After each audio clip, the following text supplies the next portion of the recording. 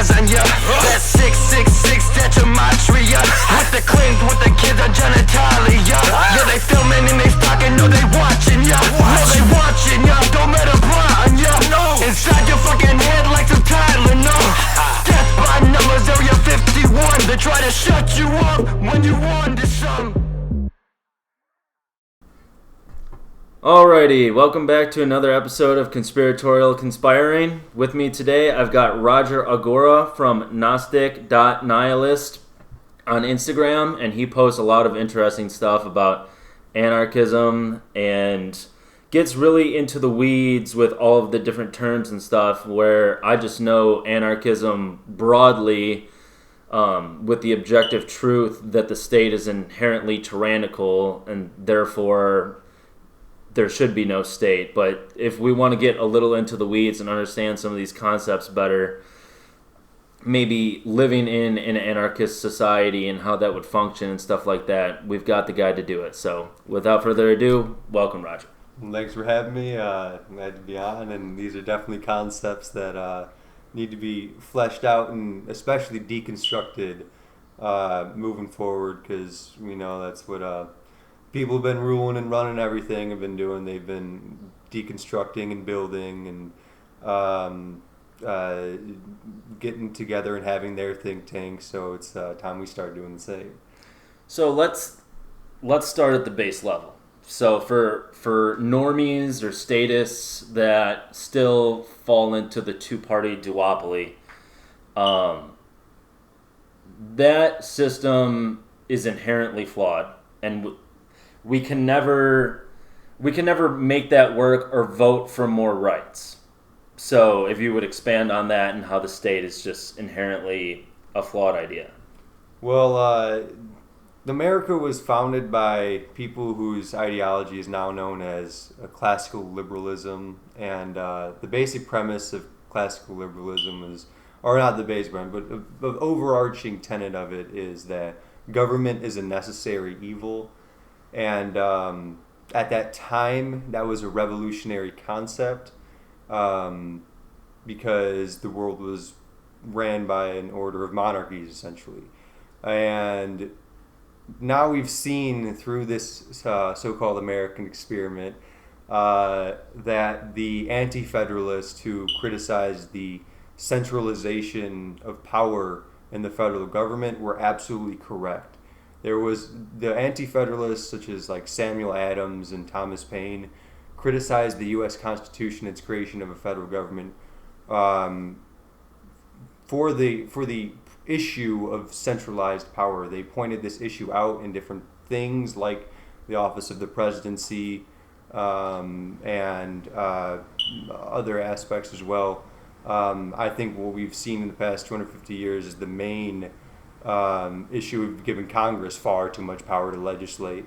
They have absolutely no restraints other than what's written in the Constitution as their guide, but it has been shown that they can use that document and twist it to do whatever they want. Lysander Spooner was a famous individualist anarchist from the 1800s. His work is his main work is called No Treason, a group of essays, collection of essays. And Lysander Spooner, one of the things he said was that whether the Constitution is responsible for granting us any liberties we do enjoy, it has in fact legitimized the loss of all of the liberties that we have had. And obviously that was paraphrasing, but the concept is the Constitution, whether it does protect individual freedom or not, that's up for debate. It certainly legitimizes tyranny. And now, as we've developed in technology and different systems of automation and cryptocurrencies and these sort of things, it is clear that we can have our own structures and arrangement without centralized apparatuses, and that the government is not just a necessary evil, it is unnecessary and evil.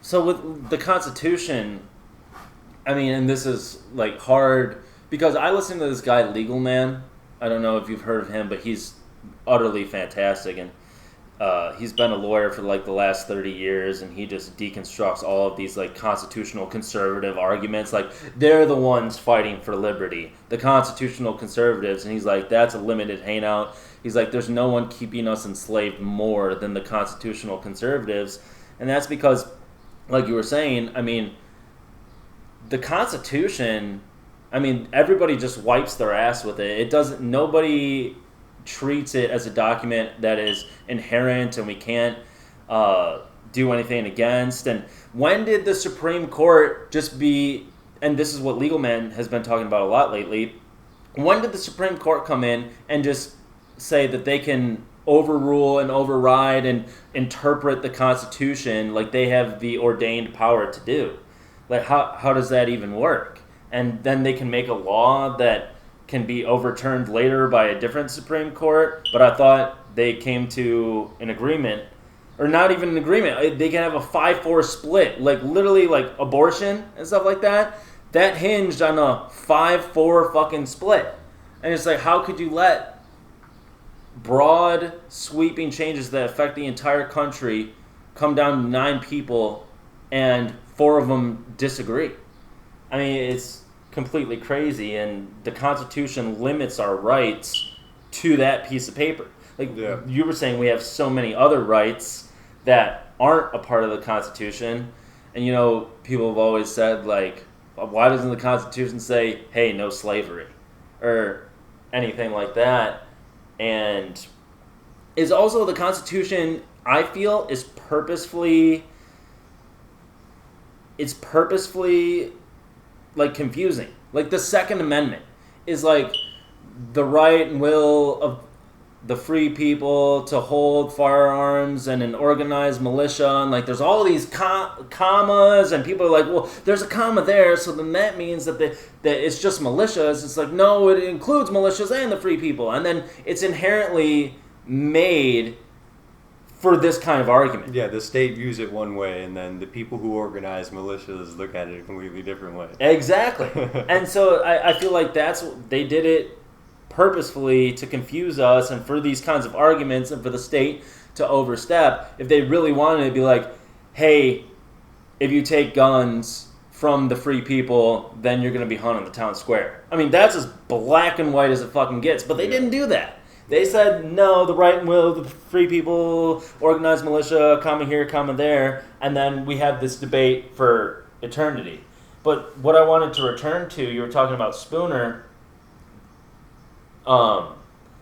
Does he have any thoughts on the Civil War? Like, was he around in that period, or was it early 1800s? It was mid 1800s. I believe his stance on the Civil War was that it should have been avoided, and slavery could have been addressed without the Civil War.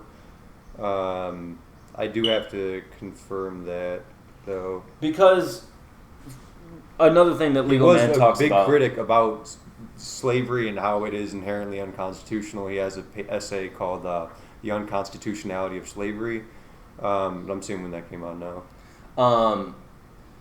What Legal Man says is that the illusion that we had a voluntary union of states that could leave at any point that they wanted to, that they're in a voluntary agreement to all be states together, that is a total fucking farce when you bring up the Civil War. Because the southern states voted to leave. There wasn't a violent insurrection or anything like that. They were just like, hey, we're done. And whether it was for good purposes or bad purposes doesn't matter.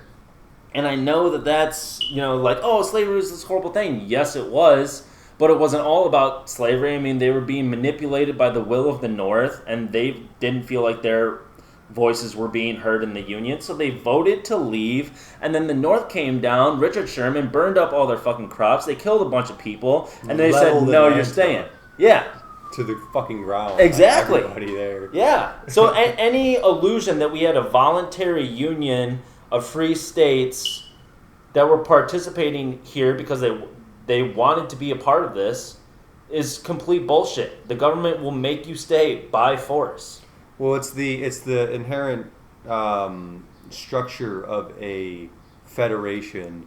We went from the Articles of Confederation to the U.S. Constitution, and the U.S. Constitution is a federation when the Articles of Confederation were a confederacy. And in a confederacy, it is an actual voluntary union that members can leave at any moment. A federation, all members in the union give up their own sovereignty to the group in certain circumstances. It's called qualified sovereignty. It means that the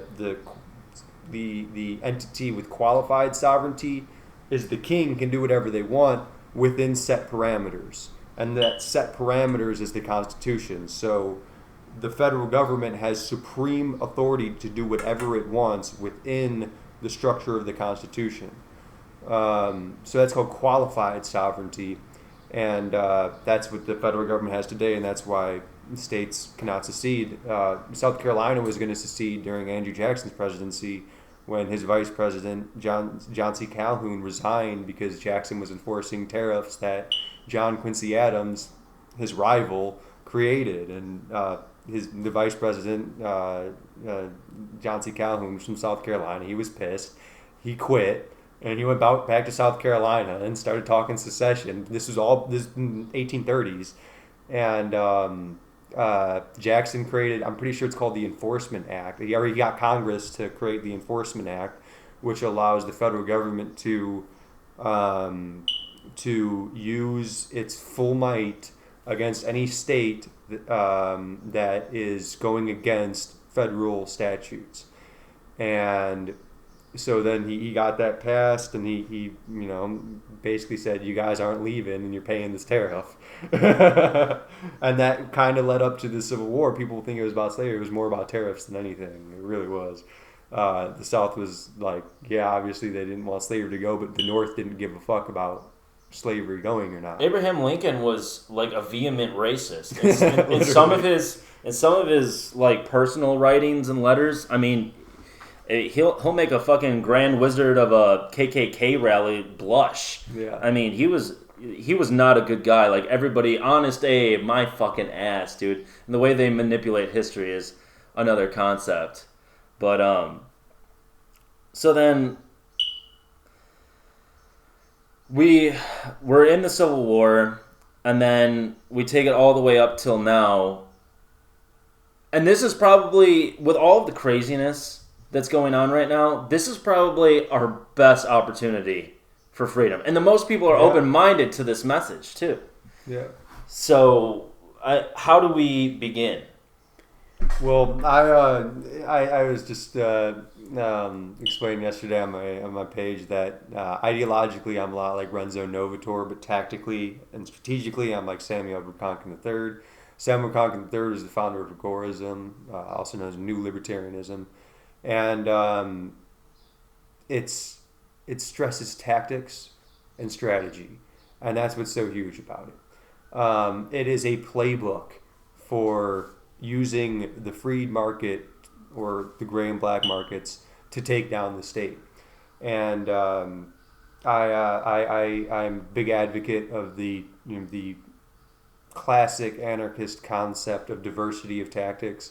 I would love to see agoras and counter economic self-sustainable communities popping up all around, while these smart cities that are being built in these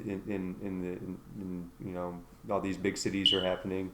And then while all that's going on, ANCOM's just fucking making it shit in those cities, starting riots, destroying shit, and fucking. So it's like, yeah, people are gonna see that and they're like, this shit sucks. Like, this is illegitimate. Like, I might as well go join those fuckers talking about the counter economy. Yeah. So that's diversity of tactics, and it's anarchist unity. And I advocate Samuel Edward Konkin's tactics and strategy laid out in the New Libertarian Manifesto and the Agora Primer, not for any moral or principled reasons, but simply because it's the most effective way to take down the state.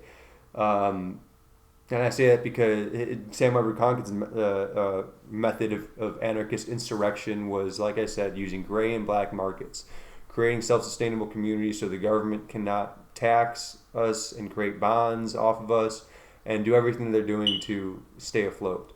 So on one hand, you're empowering yourself. On the other hand, you're disempowering the state. And as that grows, it's essentially just competition of lifestyle. And like I said, there's diversity of tactics involved with other anarchists doing their insurrectionary methods. Like ANCOM should also be, taking over the automation, the factories that are coming to seize a means of production because they love doing that shit. And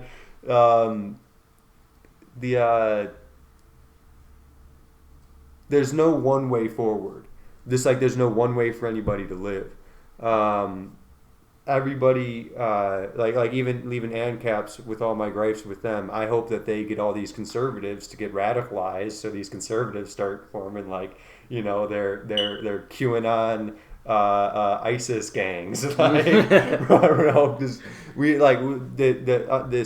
The people who are at the top of this world hierarchy understand order out of chaos, and a lot of agorists like Derek Bros and John Bush understand this to a certain degree, at the very least, with their work doing with the Greater Reset. Like there are constitutionalists who understand what's going on to a certain degree with world government, all these sorts of things, and their initial reaction is to defend the Constitution because they see it's being dismantled. And in my opinion, that's a complete wrong approach. If the Constitution is being dismantled, okay, let's take advantage of that.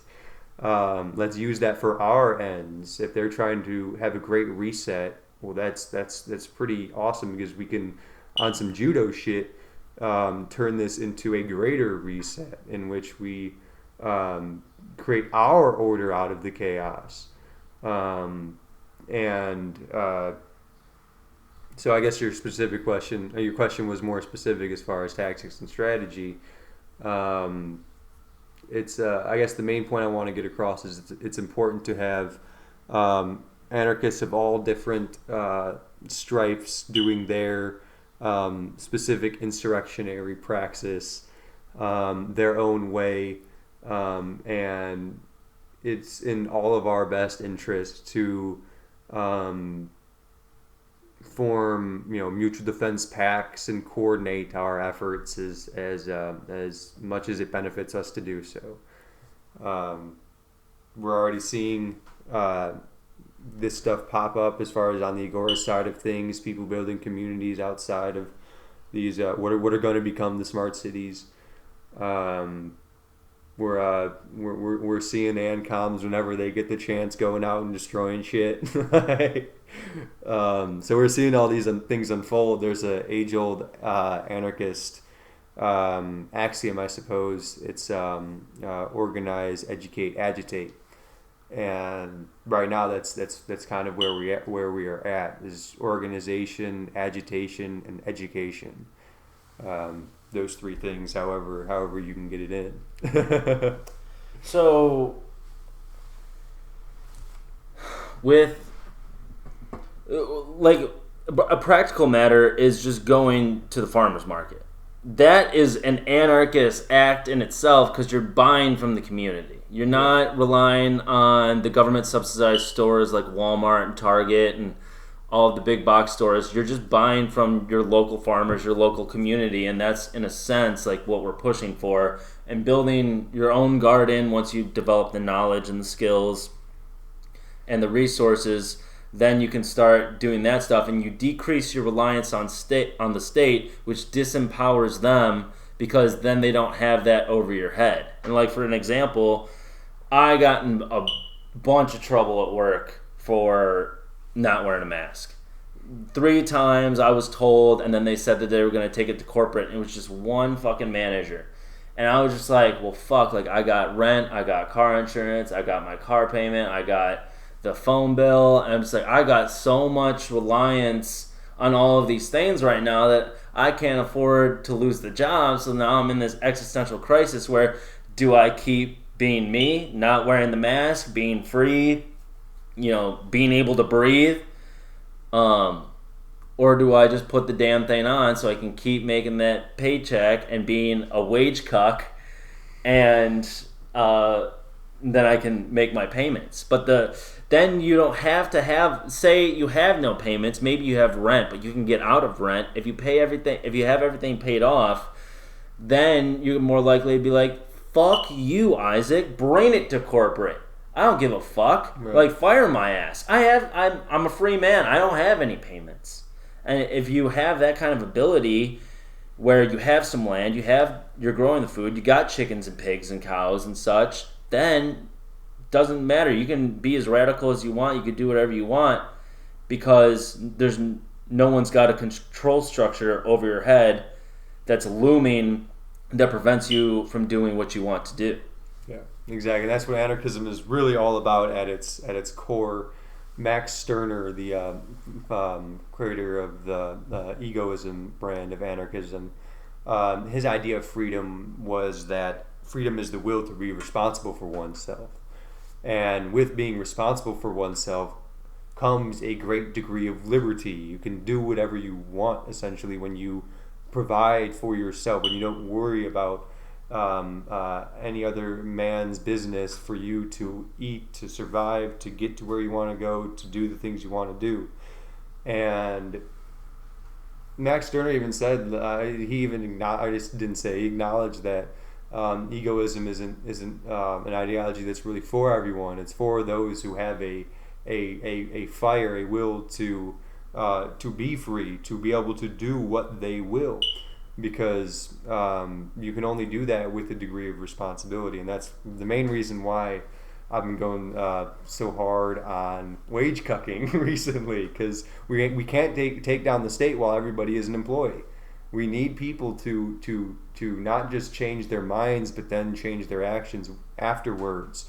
If the Libertarian Party can convince somebody that the state is evil, but then all they're doing is working 9 to 5s and voting, nothing is going to get done. But if people can, if people read something like the New Libertarian Manifesto and see strategy and tactics that are not only clearly useful in taking down the state, but clearly beneficial to the individual to do so in their own life. Things like, one of the things Samuel Abercrombie advocated was independent contracting over employment. The main reason was because it negates all other transaction costs that may be imposed, like taxation. And when you do a W-2 or whatever, W-4, and you're an employee, there's obviously the transaction costs of the taxes being taken out of your check when it comes to you. And independent contracting is a clear example of being able to get around that transaction cost. But the point is, it grants you a degree of freedom. Independent, and not just in the sense of the transaction costs, you're not having money taken from you, but if I'm independent contracting, like a move job, as a mover, I can take breaks when I want.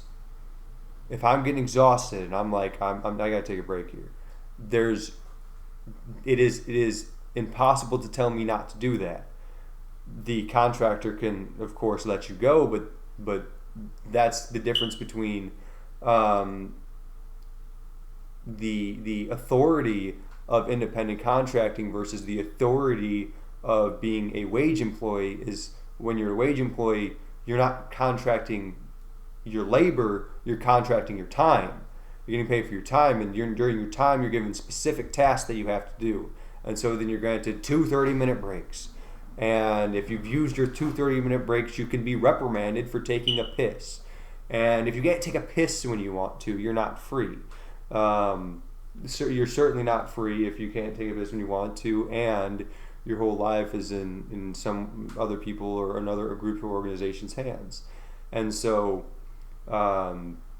that's where I kind of see a marriage between Max Stirner's egoism and Samuel Abercrombie's agorism, where this praxis, these actions that Samuel Abercrombie laid out, are simply just in our best interest to go do.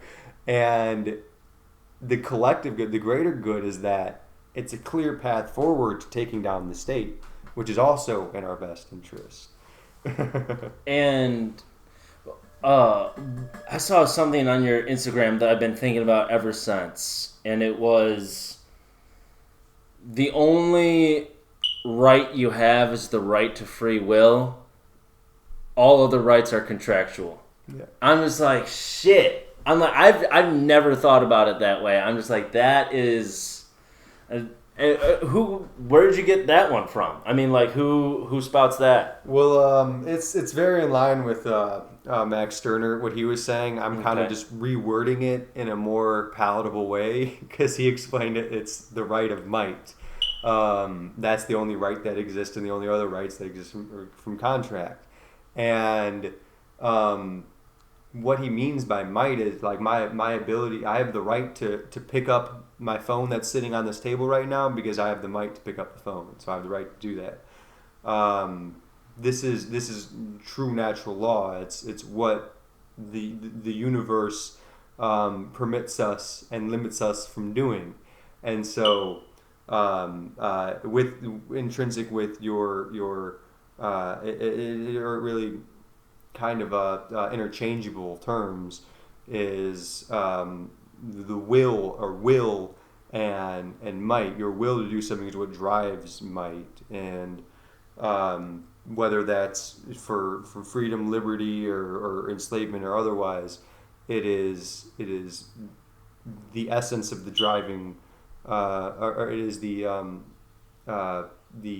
essence of the action that if it can exist, then it will. That's kind of the idea of or one of the ideas of chaos theory and quantum mechanics theory, really. And I really try to tie in the science of quantum mechanics and metaphysics into understanding these concepts of free will and might, because it's all reality, and we've never had a science like quantum mechanics observing subatomic particles and how they behave. And as soon as we start to do this, we really see quite maddening things like the way photons are manipulated by observation. So to bring it back to the original point, why I'm explaining this is because you have free will, and that can't be taken from you, and that is the action of free will is might, and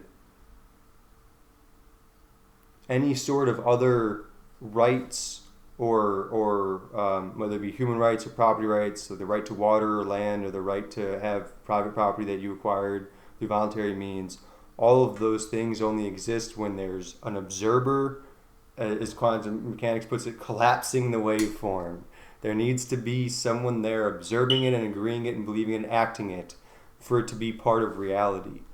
And so in reality, the only real rights is the right for you to act upon your consciousness. Everything, and this is the sense of psychological egoism, is that every action, everything that everybody does, they only do to satisfy their consciousness. Whether it's something horrid or something beautiful, people are satisfying their consciousness. Whether they acknowledge this fact or not, whether they're a philosophical egoist or not, everybody is a psychological egoist, because ego is just the Latin word for I. Ego is just another word for consciousness.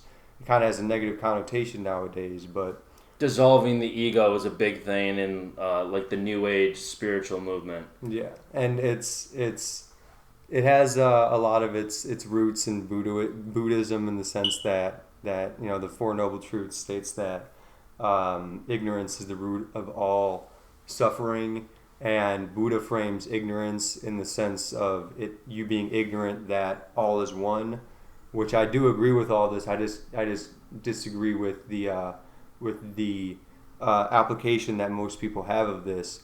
I understand Hermeticism, like the second Hermetic principle is as above, so below. It's the law of correspondence, that it's all microcosm and macrocosm. That observing stars is essentially the same thing as observing cells, which is essentially the same thing as observing atoms.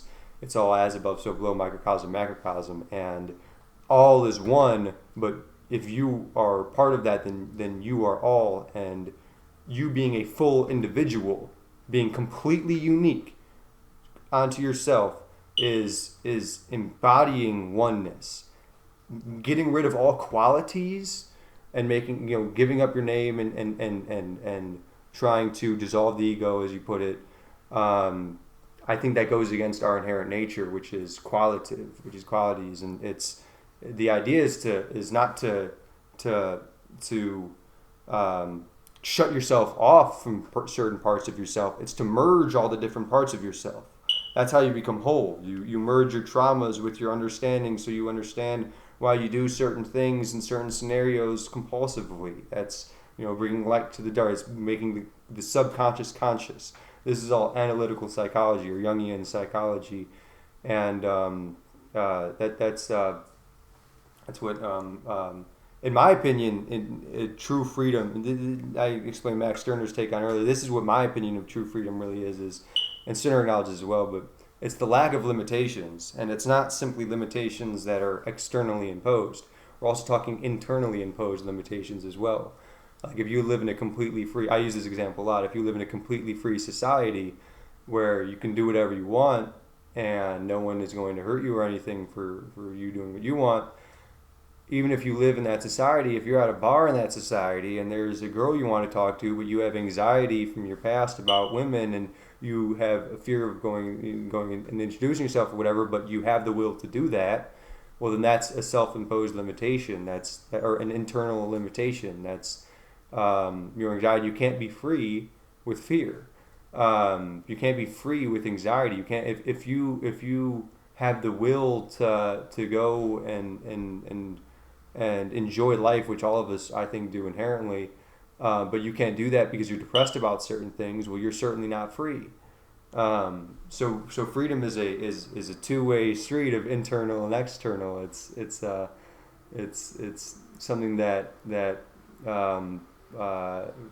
requires internal introspection, or I should, that's redundant. It requires introspection to truly be free, and this is why I appreciate Max Stirner's egoism as a anarchist ideology, as opposed to Murray Rothbard's anarcho-capitalism, which is just completely centered around economics and human action. There comes a time where philosophical matters completely trump economic matters. Economics means human action, or at least according to the Austrian school of economists, that ANCAPs are anarcho-capitalist. That's the yellow and black flag. It's completely a focus on economics. There's no understanding of the self, the ego, the I, and human nature involved. It's simply human action as far as like how people buy and sell and trade. And there comes a time where the greater good of the economy could be against your individual good. And anarcho-capitalists claim to be individualists, but how can you be an individualist if the individual should submit their will to the economy? It doesn't make sense. I guess what I'm getting at now is the truest form of individualism is a process of individuation, and that's being truly free is being a true individual. It's what Aleister Crowley was talking about with Thelema. It's what Carl Jung was talking about with his psychology and its analytical psychology, or what he called the individuation process. It's what the alchemists of old talked about with the magnum opus of turning lead to gold. It's bringing the light to darkness. It's making the subconscious conscious, being aware of what was unaware. That's what all these different ideologies are about, and they're a lot of them. That's my real foundation for any sort of political or apolitical or anarchistic philosophy, is these sort of individualistic principles, because I think that that's real natural law. Real natural law is not what I'm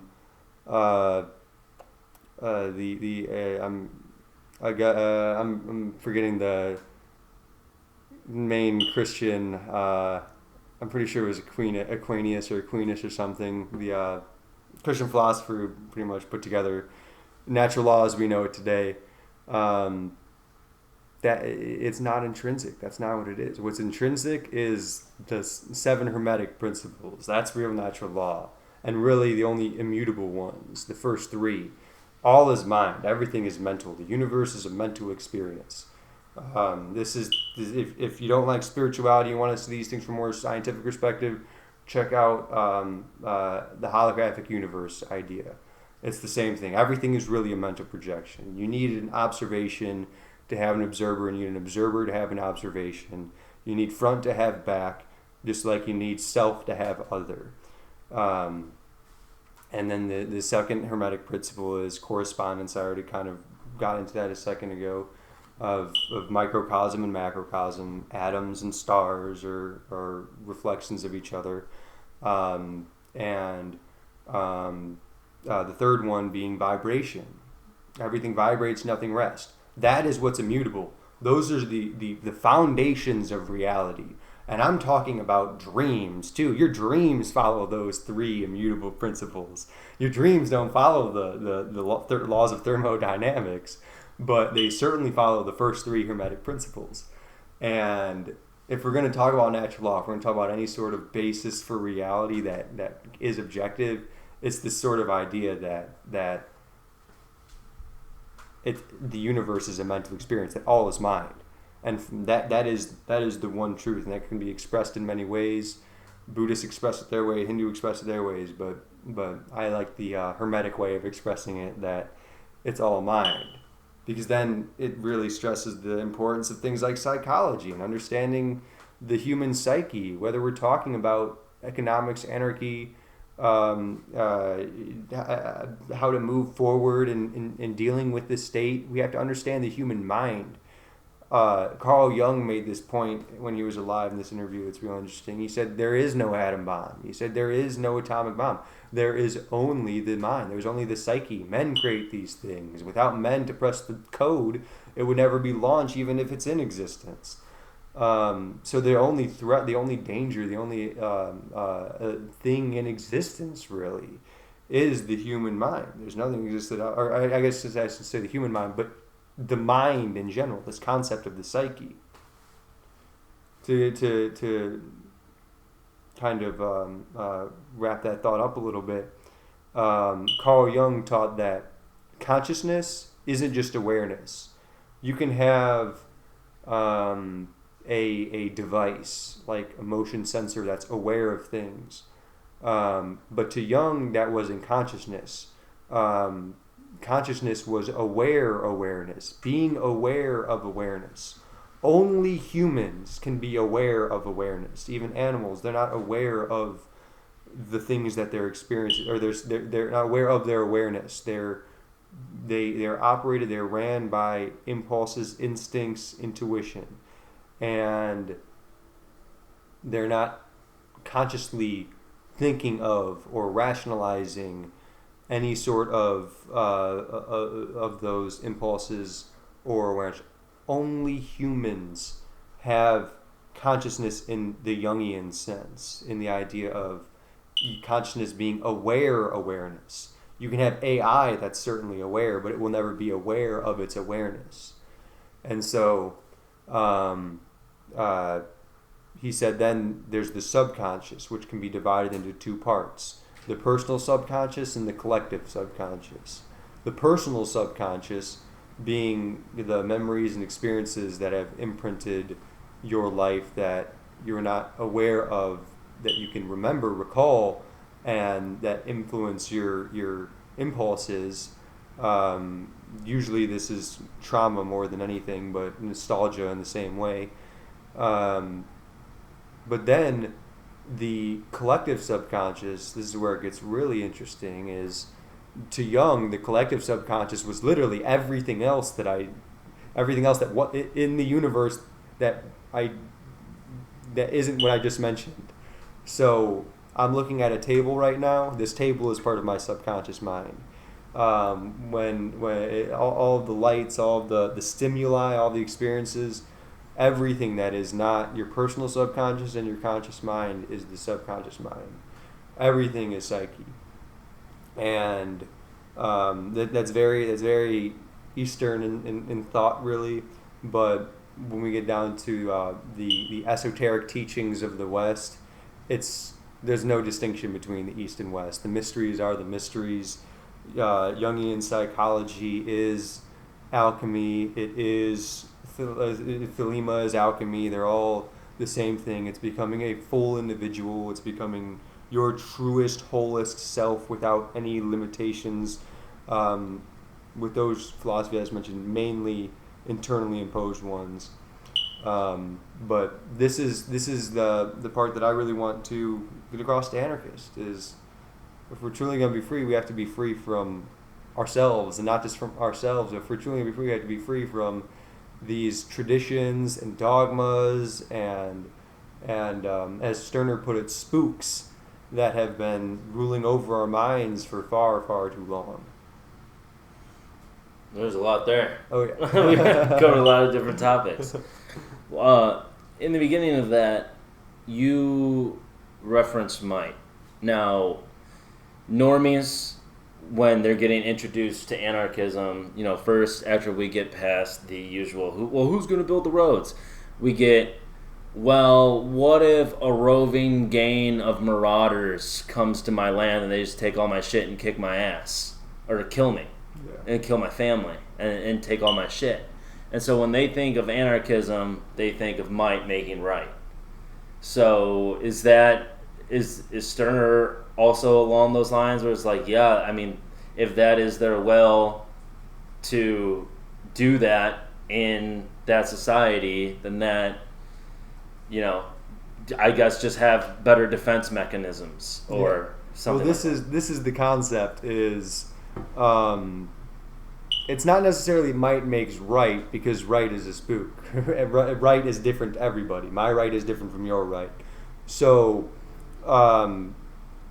any sort of social construct has never really stopped a roving band of bandits. What stops roving band of bandits is your ability to defend yourself. And so, egoists don't advocate this idea that might makes right, or that the only right is the right of might. We simply acknowledge that this is how the universe works. If the lion wants to bite into the gazelle, if it's hungry, it will do so, and the gazelle's only chance is to run away. So use its might to get away. And so might doesn't necessarily mean, I use the example, I have the might to pick up my phone. Like, you have the might to lift weights. It doesn't necessarily mean imposing your ability to do something on others. It could mean imposing your ability. It really means imposing your ability to do what you want onto the world, because you're always going to get some sort of resistance. So your might is your ability to is you doing what you will, be it some sort of parasitic or symbiotic thing. Benjamin R. Tucker is a famous anarchist from the 1800s. He was a mutualist. That's the orange and black anarchist ideology. Mutualism being the ideology that's based upon occupancy and use property rights at its foundation. So use it or lose it type property rights. He converted to Max Stirner's egoism later on in life, and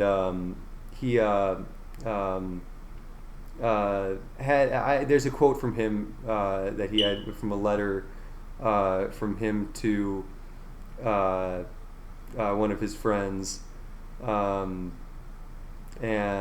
I'm pulling it up now. This is the quote. I am the same, and this is again from Benjamin R. Tucker, and this is written in 1927. He said, "I am the same egoist as always. The egoism of Germany does not disturb me, given the Germans' domineering instincts. I am glad they have no scruples about satisfying them, and my answer to their brutality would be to slay them as speedily and as quickly as possible and put them forever out of the way. in order that other egoists of another type who love peace and liberty may enjoy their preferences undisturbed. So the point is, there are egoists who we're all egoists in our core. I explained psychological egoism before, that everything that anybody does, they do it to satisfy their consciousness. And so there are those of us who acknowledge this fact and call ourselves egoists, and there are those of us who enjoy peace and freedom, and there are those of us who enjoy tyranny and enslavement. Nietzsche, like Benjamin R. Tucker, that same guy, he wrote about Nietzsche saying that he says a lot of anarchist things, but he was no anarchist. And that's true. Nietzsche hated the state. He criticized the state a lot, but he didn't advocate for any sort of like no ruler, non-hierarchical organization structure. He still advocated the use of hierarchies and the might to form them. So Nietzsche's egoism is a lot different from Stirner's egoism. Stirner's egoism was focusing on that it's inherently in everybody's interest to not have any bosses. It's inherently everybody's interest to live for themselves and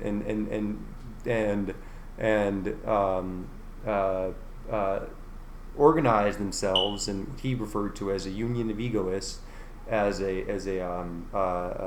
substitution for any sort of state structure. But a union of egoists could be as simple as a book club, or guys going to the bar every weekend. You don't have to go to the bar that weekend. You have no obligation to do so, but you do it because you enjoy it. You do it because it pleases you. And so you shouldn't be participating in mutual aid because you have some sort of moral obligation to do so. You should be doing it because you like helping people. You shouldn't be following the non-aggression principle because it's some intrinsic part of reality that you have an obligation to not aggress upon people. You should follow the non-aggression principle because it's kind of a dick move to hurt people and steal their shit. Then it makes you feel bad. So if we're going to go to the egoism thing, it's basically what makes it feel good and what makes it feel bad. I mean, to a psychopath, it might ultimately feel good to hurt someone, but if you're hurting people, then eventually people are going to hurt you, which is going to make you feel bad. Yeah, almost all humans have empathy. Those of us that don't are known as psychopaths and sociopaths, whatever. Property norms and non-aggression principle and morality has never stopped a sociopath or a psychopath from killing somebody. The only things that stop those people from doing those things is your ability to defend yourself. And I think it's real important that we acknowledge these truths, because that's the only way we can form fucking organic unions, is if we acknowledge, like, I have no obligation not to steal from you. If I don't steal from you, it's because I'm choosing to. I value your company. I value you as an individual. I have empathy, and I'm doing what I perceive as the right thing because I wish to do it, not because I have an obligation to do so. If somebody's only doing the right thing because they have an obligation to do so, as soon as they realize they have no obligation, they have free will, they can do whatever they want, they're probably going to go ahead and just start stealing shit. So I'd rather meet people on that former level of knowing that we can do whatever we want, but we choose to do things in a non-hierarchical, anarchistic fashion where we're not ruling over each other because we enjoy that. I don't want to be an anarchist because it's the right way, because it's the morally correct way. It's because I don't like being told what to do, and I don't like telling others what to do. And that's most of us, I feel like. But then we get in all these head games of right and left and Trump or Biden and all this bullshit that we can't see the forest from the trees, and where we really just all fundamentally want to be live and let live. And, you were talking about Hermetic principles and Aleister Crowley, if we want to start moving into Gnostic direction, because I definitely have my criticisms of Freemasonry as an institution and as a practice, and obviously Aleister Crowley. I mean, there's Jason Horsley. He's gone through Aleister Crowley's writings and documentation and stuff like that, and like a lot of people who subscribe to Aleister Crowley's beliefs say, oh, like all of his writings where he was abusing children and stuff like that, like that's all metaphor and stuff like that. And I know that there was one where he was like, in 5 minutes I could kill 1,000 children or something like that. It's like, if you take that at face value, it's like, oh my god, he's killing thousands of children. It's like, that's bullshit. He's talking about jacking off. Because, as soon as he fucking goes, I mean, there goes 1,000 kids, whatever. So, but I mean, there is real documentation that Aleister Crowley was engaging in pedophilic practices, and then you want to take it from a spiritual perspective.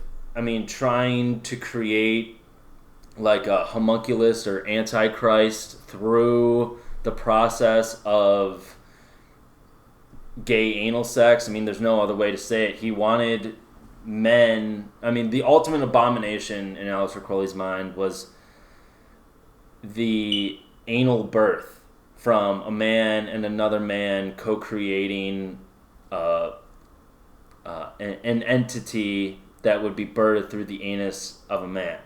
And so, through those perspectives, I look at Aleister Crowley and I'm just like, what a piece of shit. And then he's got the famous saying, do as thou wilt, and that falls right into like the egoism camp. So where I come to a crossroads is, I mean, probably the age-old thing where it's separate the art from the artist. He can be a piece of shit, but he could also provide something useful and beneficial in terms of philosophy. Yeah, I mean, most of Crowley's work is more scientific than anything. Like, he has the book, the Magic in Theory and Practice, and his work like that is clearly extremely. It's scientific, it's mathematical, and it's getting into these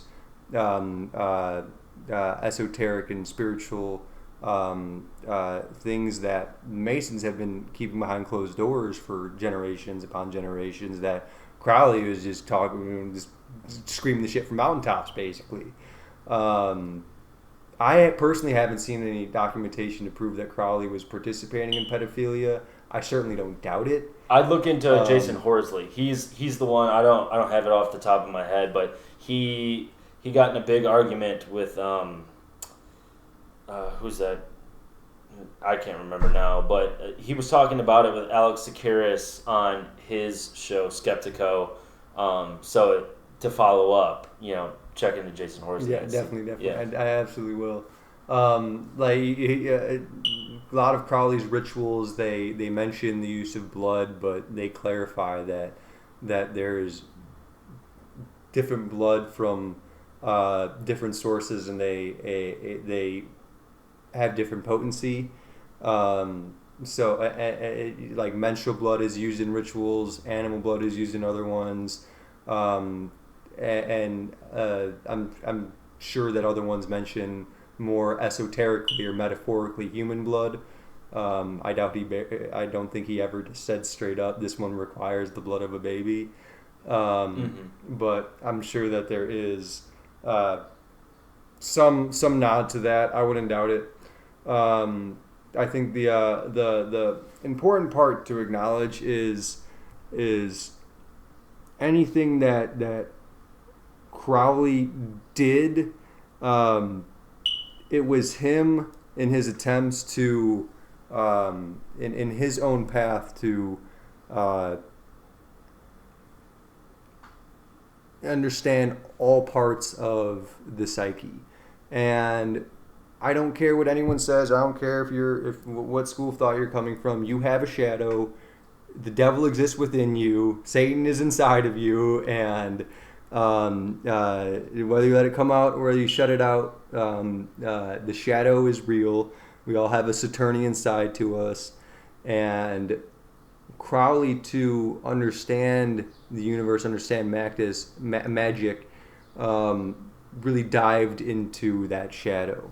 And I don't advocate that everybody embrace the beast as much as he did, declaring it his mission to be the beast 666. But there's absolutely something to be said about, at the very least, not shutting out those parts of your mind, because like Carl Jung said, I didn't come here to be good, I came here to be whole. Or he said, like, I'd rather be whole than good.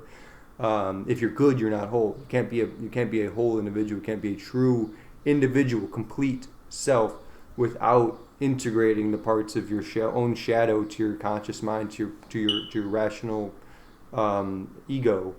And nothing. I don't think there's few things more detrimental to the psyche than trying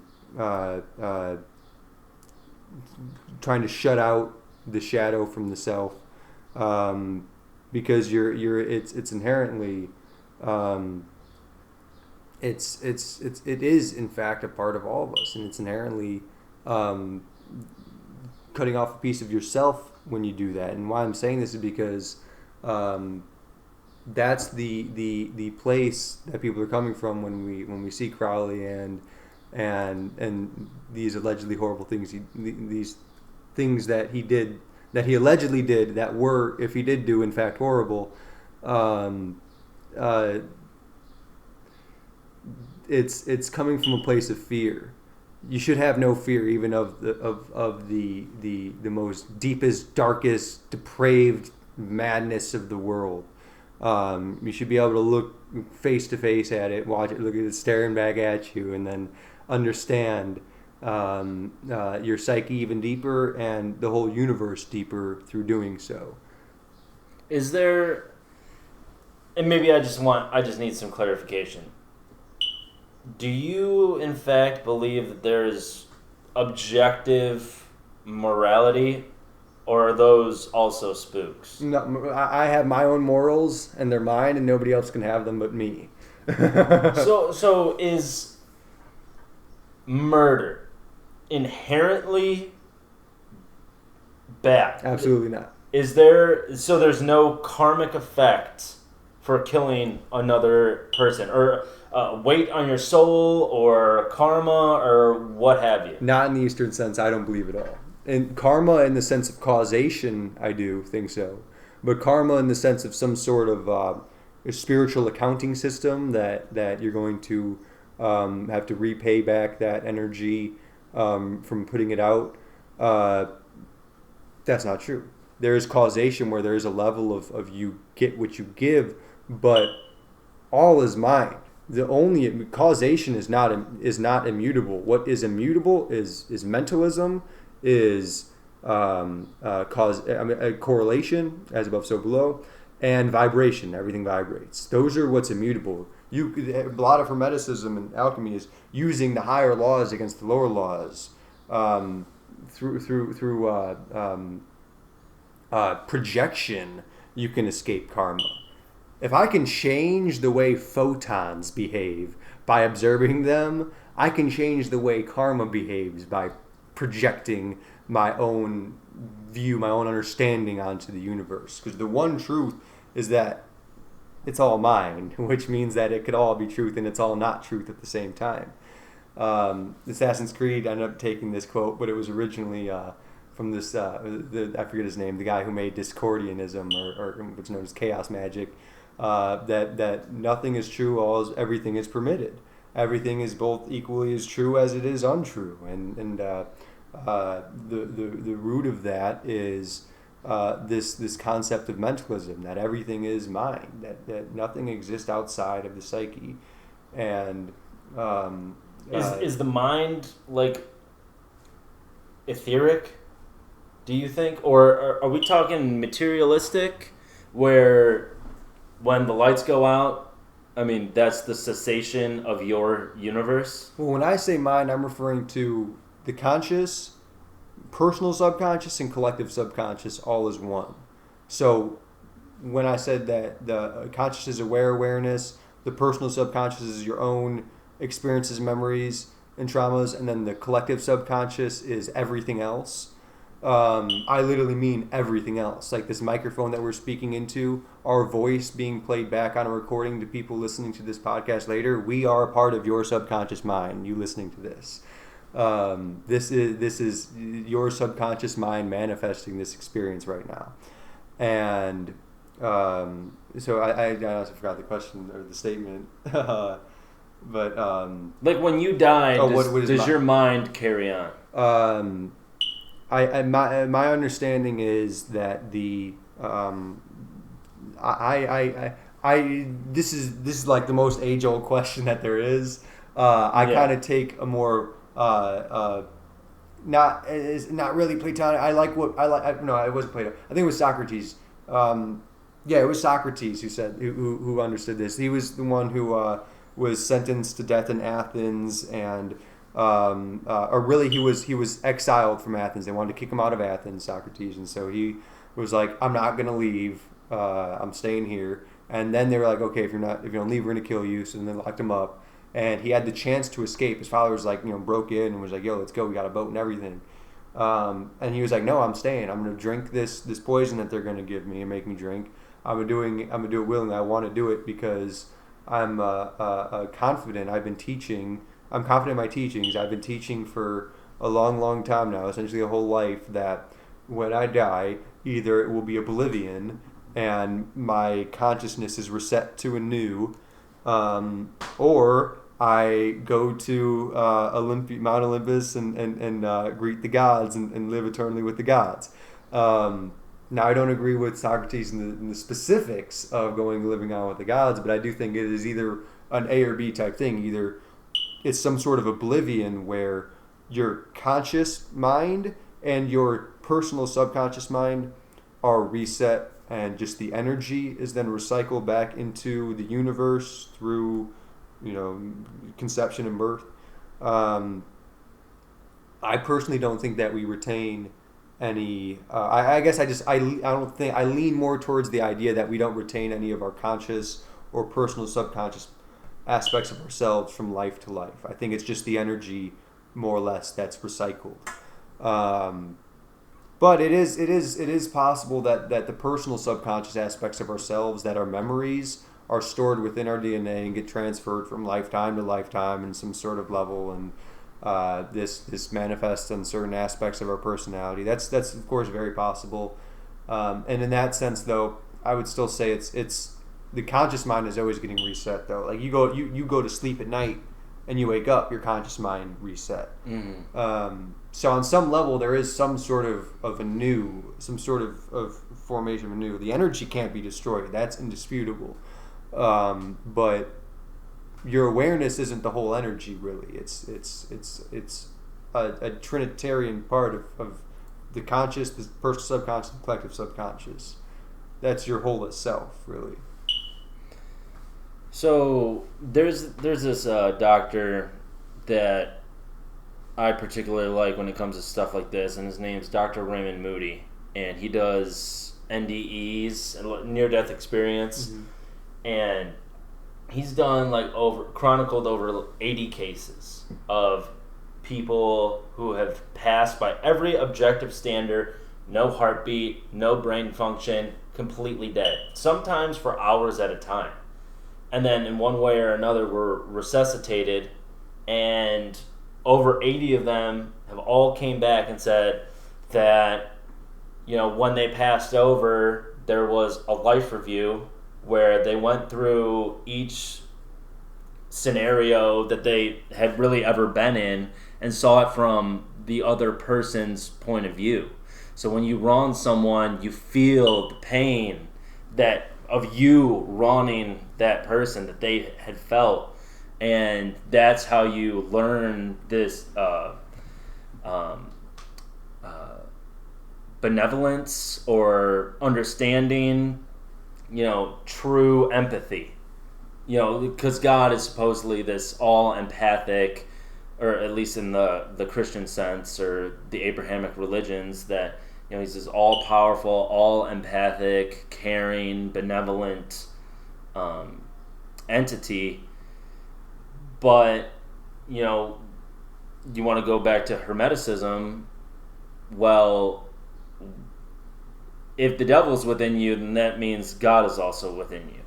So during the life review, when your soul is going through this, you're learning that empathy and upgrading your mind or spirit or whatever you want to call it. So then when you come back in whatever form, then you're upgrading. And I'm wondering if there is an end game. Are you just constantly upgrading, coming back, acquiring more skills and building upon that repertoire? Or well, that's really like a very Neoplatonic way of looking at it, or Platonic way of looking at it. That because Plato and Platonists taught that you are reincarnated through life, and you have when the soul is created initially, you have a daemon that follows you. It's daemon. It's not meant to be malicious. It just means spirit. It just means spirit, yeah. And then as you go throughout your different life cycles, incarnations, then eventually you start working with an angel, then an archangel, and then your God, and then whatever the Greek pantheon God was, and then you go. I believe the concept is then you go live with the gods, and so I a big issue that the Neoplatonists in like around 200 AD, 300 AD had with the Gnostics around that time was that Gnostics taught about very kind of like it's very Hindu in thought, the like immediate mukti, immediate liberation, immediate salvation, that it you didn't need to go throughout multiple different lifetimes of honing your spirit and becoming as you put, upgrading, that you can reach the highest upgrade with this thing called gnosis, a deep understanding of the principles of reality. It's the first of which, being the Hermetic rich splits, it's gnosis, all is mind. It's very similar to the Four Noble Truths. Everybody describes these things in different ways, but I personally resonate with the Gnostic and Hermetic ways of explaining it the most. Once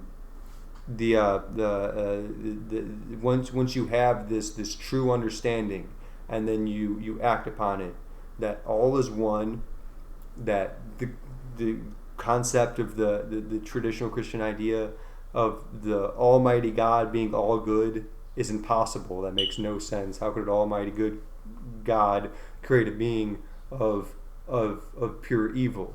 That may because he's Almighty. Okay, well that would make him not all good if he could create a being of all evil. So the highest being, the supreme being, the source of all consciousness, has to be both light and dark. It has to be both good and evil. It has to be both God and the devil. And which is Lucifer, right? Lucifer.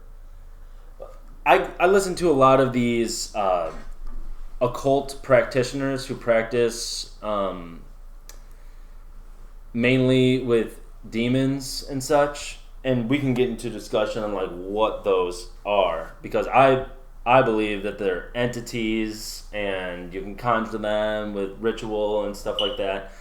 But when I listen to these guys talk, they talk about Lucifer like he's both, not like the ruler of hell, but he's got both sides. He's got the light and he's got the dark, because he was an angel and now he's in hell or whatever.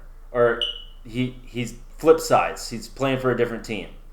So he's got both. But they say that Belial, he's like completely dark. He is like, there's no light in him. Tyler Joseph was the one that was saying this, which I want to track down and talk to him.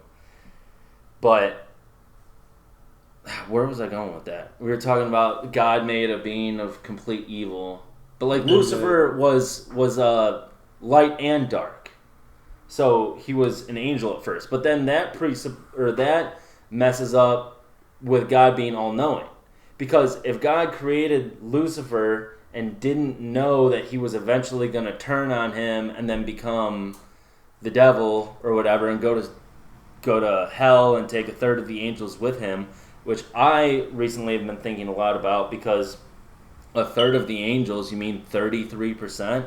Like, there we go. Mm-hmm. Again, like another 33. Right. So, and then that is where I feel like a lot of people draw the satanic comparisons with Freemasonry and all of that stuff because of the whole Luciferian thing, where it's like he's the light bringer and all of this stuff. Well, this is where my understanding is a little different. I kind of go with because identifying these non-corporeal beings that we read in these texts into different forces and entities is the identification aspect is rather hard. But my understanding is, I go with the understanding that Lucifer is essentially Venus. Venus is the morning star. Lucifer in Latin, which is the Latin word, it means light bearer. Mm-hmm. So I see Lucifer as the light, and I think that like Venus is itself, the morning star Venus is associated with lust and a lot of sexual things, sexual energy, and I think that Satan is a different entity than Lucifer. Yes. That Satan is really Saturn, Set. And Satan would be the shadow, and then Lucifer is the light.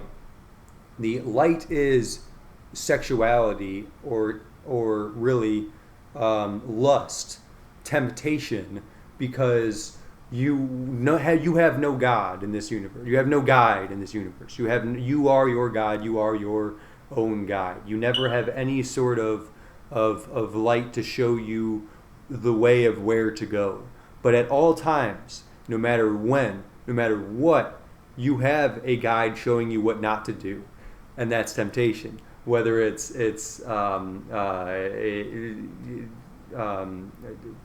doing drugs that you have a bad attitude, sex, or having a midnight snack of some Oreos. Like when you have that urge, you're being shown the way of what not to do. You'll never have an example of what to do all the time, but you always have the example of what not to do, and that's Lucifer the light. Kind of expounding on that a little bit more, I think that Genesis 1:4, the fall with Adam and Eve and the serpent. I think that the serpent is the allegory for Venus teaching humanity sex magic as a means of enlightenment. This kind of expounds on that sexual energy for enlightenment idea a bit more. We see that serpents are associated with plenty of feminine fertility goddesses, and the main point that we see the serpent with Kundalini in India, and we know India's history with Tantra. Basically, what I'm trying to get across is I think that the whole interaction between the serpent or the light bearer and Adam and Eve or humanity is the Venus energy teaching us sex magic, how to achieve psychedelic states of mind through sexual activity. This is Indian Tantra. It's the same thing in Gnosticism, just it's sex magic. And that Genesis 1:4, that serpent story of the fall of man isn't really the fall of man. It's an esoteric story of the understanding of sex magic. I come from the perspective that I think that when Moses and the Israelites left Egypt, that they took pretty much their understandings from Egypt, and that the books of the Old Testament or Torah were recorded to get the masses to be scared of the mysteries that they learned from Egypt while having a way to teach it to themselves. They framed Yahweh or the Creator God as Set, which was who they picked up Set worship from Egypt, and they framed Yahweh the Creator God as Saturn, but not Saturn, and its adversary as Lucifer, and even like the chronology of it is designed like how it has like how in the book of Genesis it mentions. It references the book of Enoch. It's like, oh yeah, some watchers came down from the heavens and they took some bitches as wives, and that was pretty crazy. And they made some Nephilim, like giants, and it goes over like 3 sentences and then never mentions it again. And it's like, wait, what the fuck was that shit? Yeah, can we go back to that? And so I'm what I'm trying to get at is I'm thinking those old Hebrew stories are basically ways to. Because when it's really hard, like Semyaza, or it's Semyaza is how you say it, I'm pretty sure. In the book of Enoch is the chief rebellious angel that led the other angels against God and down to heaven to have sex with women, and Semyaza's motivation is fucking bitches, seriously, and like every Greek mythology with Zeus happens because Zeus had sex with somebody. Like it always gets started because Zeus is doing something promiscuous, and so it's really hard not to draw. And Zeus is the king of the gods, and Semyaza is the archangel, is the chief of the rebellious angels. So it's really hard not to draw a connection between Zeus and the in the Hebrew mythology the angel that rebelled against Yahweh.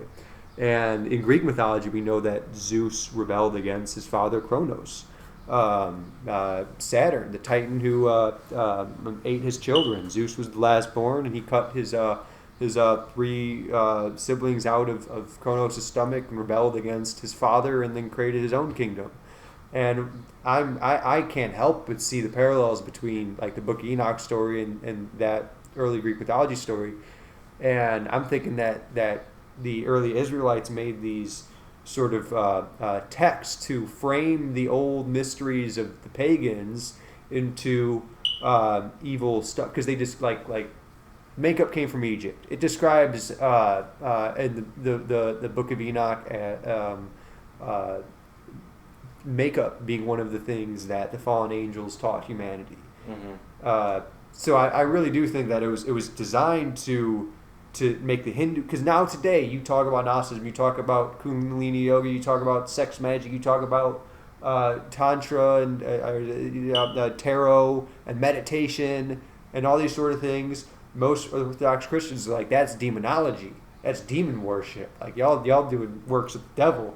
And I think that was the intention from the jump with a lot of the Abrahamic religion, was to frame Saturn as the Most High Creator God and demonize all of the other mystery traditions of the old pagan world while retaining them in an esoteric way for themselves. That was a rather big tangent coming out of there, because you're kind of getting explaining the idea, because some people look at the whole Satan thing as it's Lucifer, the angel, and then once it's cast out of heaven, it becomes Satan, the god of the underworld. When they're in fact different. Yeah, and I take the approach that they're just 2 different entities. Yeah, that's what this guy E.A. Coetting says. He's like a practicing occultist, and he works a lot with demons and stuff like that. And he said that Satan and Lucifer are actually different entities, which was the first time that I had ever heard that. But I do think that there are differences in the entities, though. Like, so there is Satan and there's Lucifer, but then there's also Belial, and then there's Baphomet, and then there's Abraxas, and so I do kind of think sometimes where, like Tracy Twyman, when she was writing her Baphomet book, she was summoning Baphomet a lot and like consoling that entity for information on how to write the book. And I said in my podcast with Miguel Connor of Aeon Byte, I was like, well, an entity came to that name. And so, is it so much where the names matter, or just the energy that you're conjuring by using the name? Well, that's a damn good point, and very, very. I'm glad you brought that up, because like from the Jungians, Jung understood, like he talked about the archetypes, and he understood the archetypes as the archons in the Gnostic sense, the spirits that rule the world, and he understood the archetypes as I'll use an example, like the mother archetype is this archetype that exists in the collective subconsciousness, all of our subconscious mind, and the impulses and instincts that drive a mother after having a child. She embodies this mother archetype, so she meets it on its level, she becomes a mother, and so the instincts and impulses come from the subconscious part of her mind that is the mother archetype. And there are, I think, 12 or 13 base ones, but Jung describes how they're really unlimited because, like, the hero is an archetype, but you can have different kinds of heroes. You can have an anti-hero, you could have a pure heroic hero, and you could have all these sorts of different variations on those. And so what Jung described the archetypes as was sentient thought patterns, which that's when it gets fucking creepy. That's the idea that this mother archetype isn't necessarily conscious, but has awareness. I think that point I brought up earlier is very relevant of human consciousness being unique. It's aware awareness. I don't the gods, Hermes, Zeus, whatever you want to call them, all these different entities are all forces of nature. And they act subconsciously. They don't consciously decide. They don't use rationality in their decisions. They are energies, and energies do what energies do because energies do it. You can't like lightning doesn't have to think about behaving like lightning. It's not conscious of that. It's subconscious. It just does. Just like animals don't think about, they don't rationalize about how to go catch the gazelle. They just go fucking do it. And it's come from instincts and impulses, and essentially, the gods, the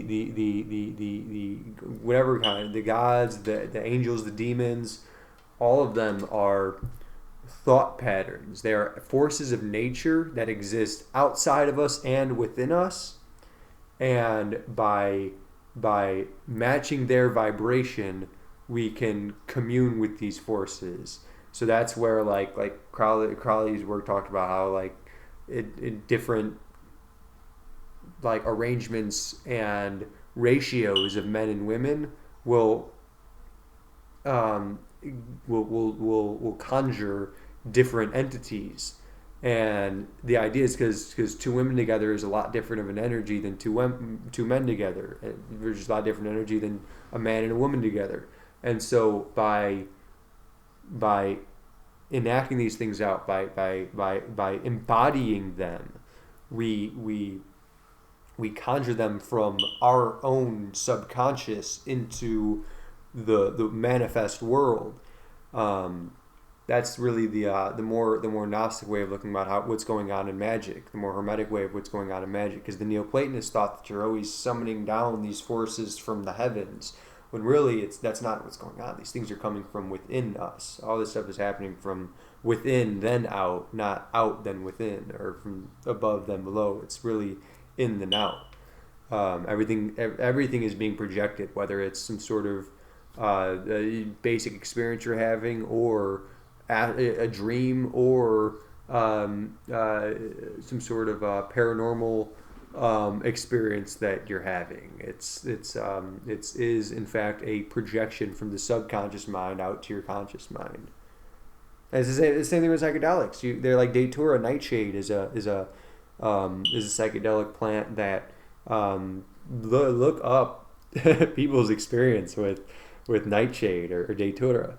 It is a very interesting thing. It basically makes you have a nightmare, and it is a very unique psychedelic because it is one of the only ones that makes you see things that are not there. Acid and mushrooms won't make you see things that aren't there. They'll just distort and manipulate what is there.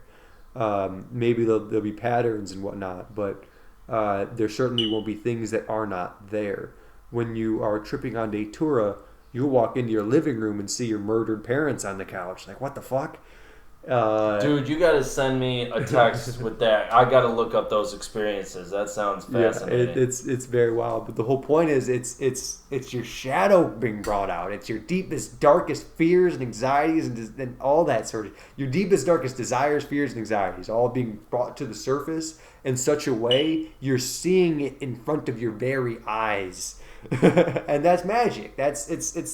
You're getting into these states of mind through communing with through interacting with a partner or with multiple partners. It's achieving it's stimulation to achieve a certain state of mind where you're perceiving things a certain way. That's magic and that's psychedelics. That's why it really got me into Jungian psychology and Thelema and Hermeticism and Gnosticism was doing psychedelics, listening to Terence McKenna. And you talked about the 13 archetypes, and I immediately think of Jesus and the 12 disciples, and then also there's 13 rites in the Scottish or the York Rite of Freemasonry, and then obviously Scottish being 33. But 12 cranial nerves, and then the pineal gland, which is like the cranial nerves operate all the motor functions in the body, and so that's all the physical. And then you have the pineal gland, which is the source of the awareness, or the aware awareness, the consciousness, which governs the other cranial nerves. Damn, that's some real shit right there. Right. Jesus and the 12 disciples, pineal gland, and Jesus the 12. is the pineal gland, the 12 cranial nerve disciples. Wow. Yeah. Shit, that's a topic. Right. So, what else should we touch on? I guess it's worth bringing up, since we just did kind of the concept of the Gnostic Jesus versus the Christian Jesus. There's a lot of different understandings of the Gnostic Jesus. There's the doctrine of Doicism. Not every Gnostic is a Doicist, and not every Doicist. I'm probably pronouncing that wrong, but it's the doctrine, the idea that Jesus came as a spirit. He was never born into the flesh. That it was just essentially a projection that was here. A lot of Gnostics take that understanding. A lot of Gnostics take the understanding that Jesus was a historical figure, but he was a magician. That the miracles were him doing different sorts of hermetic and alchemist magic. The big point is the first mention of Jesus comes from like 80 AD, and it doesn't mention Jesus. It doesn't mention Jesus Christ.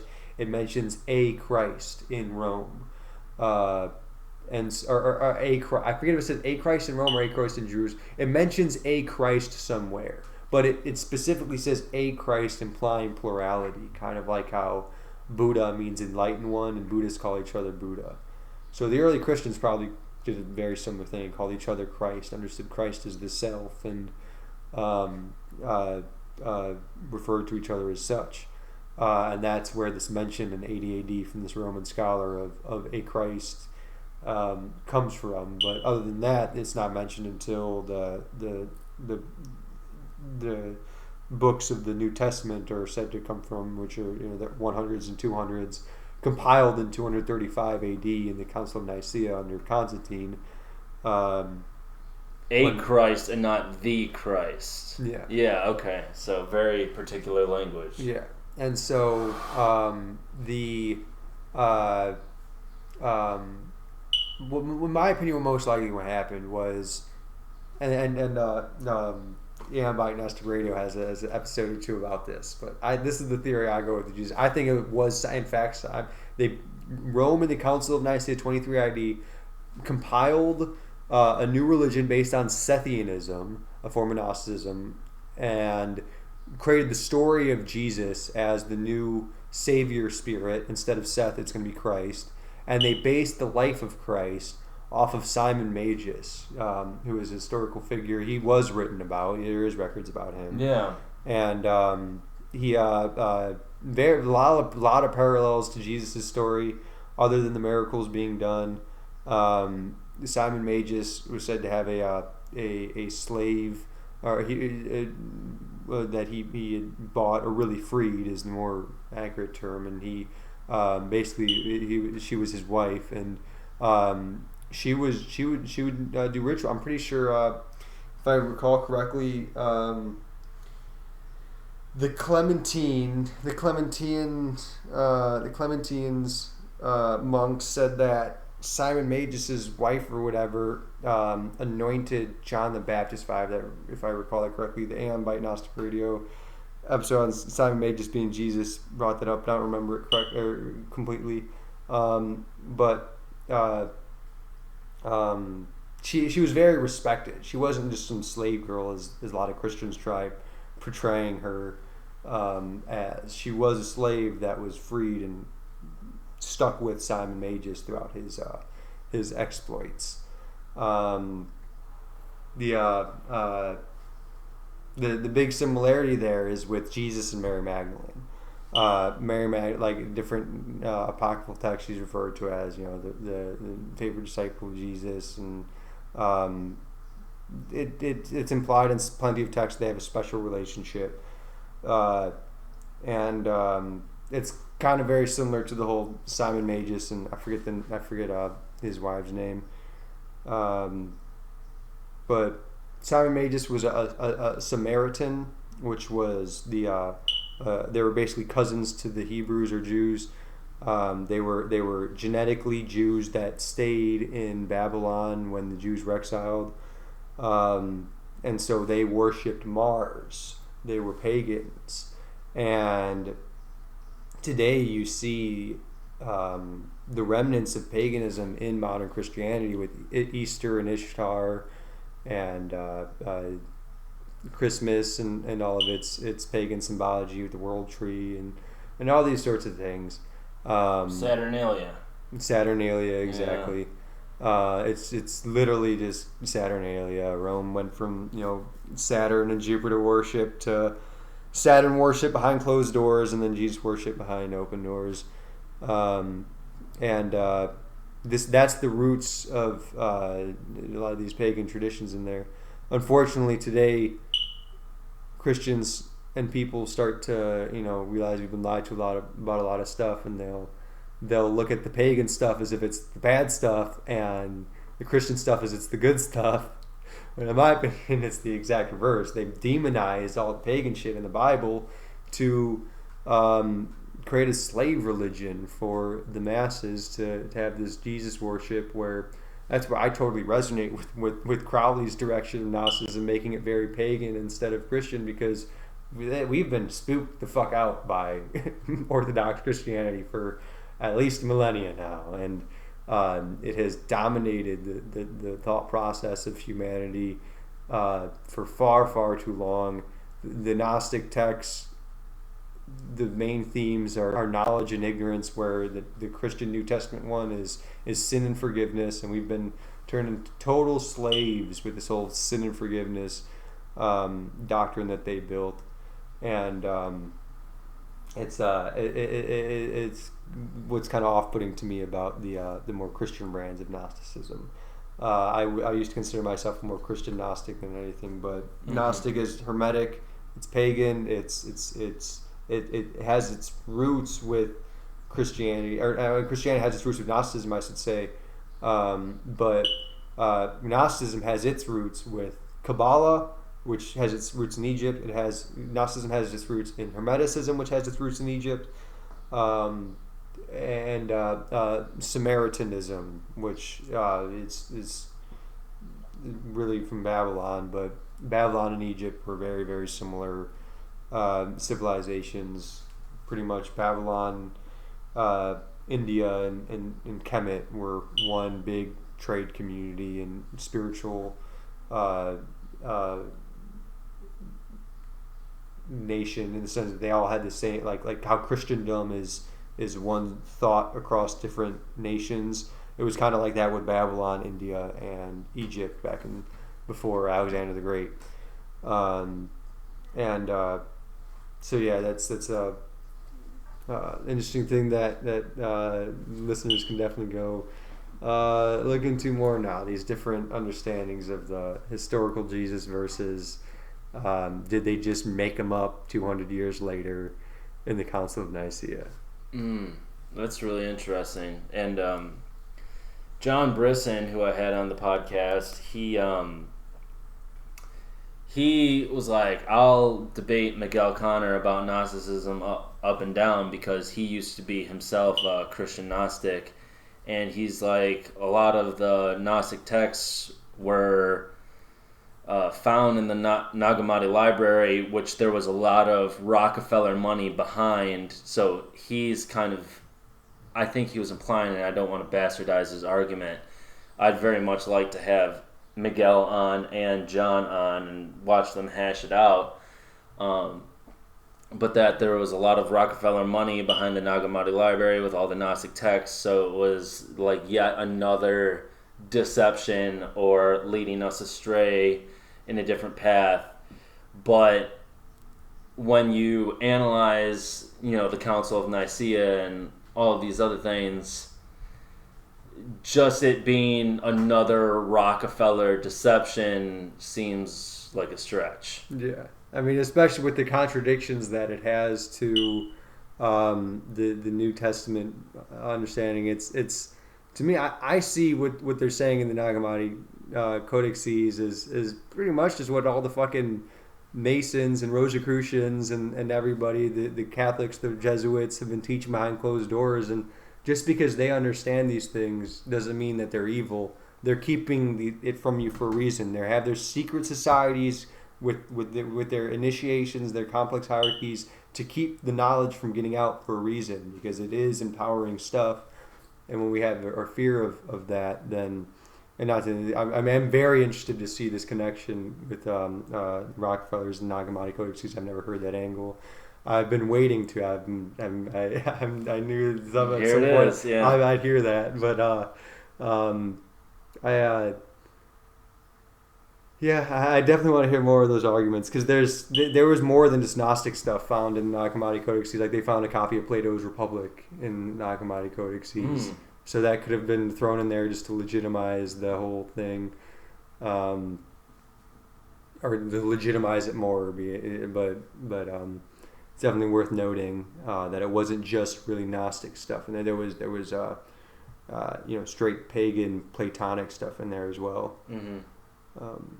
And to me, it just seemed. The story makes a lot of sense at the very least. I don't act like any of these texts or any sort of objective writing, even when it is the historical shit.